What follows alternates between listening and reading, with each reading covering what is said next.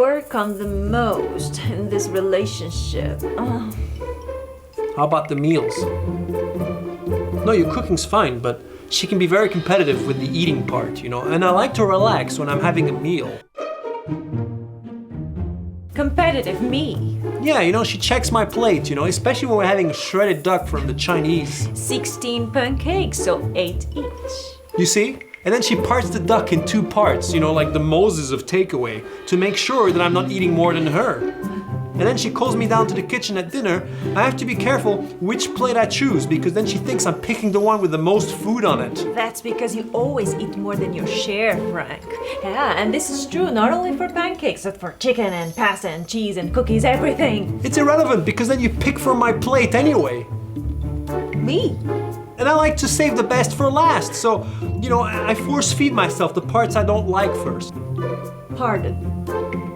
You force feed yourself. And I have to keep an eye out on the good stuff, otherwise it's gone. Same thing when I go to the kitchen and I find cakes, cookies, and biscuits all half-eaten. And I know it's her because I called pest control the first time and they told me that the bite marks were human. When you're eating something, finish it, don't put it back in the packaging. I have an idea for our problem here. What about labeling our food? Or keeping some stuff in the office?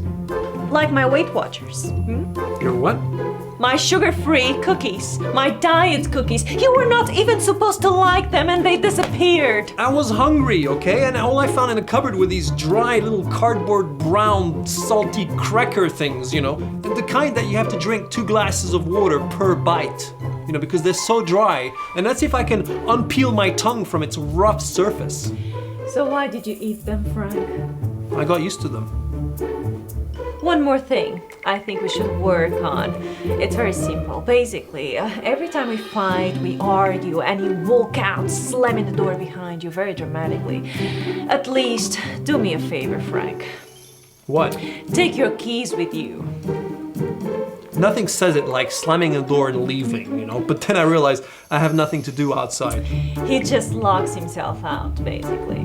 We're not looking at the problem here, You should ask yourself, maybe we could fight fair, or maybe, God forbid, could we not fight at all? No, Frank, just take the keys.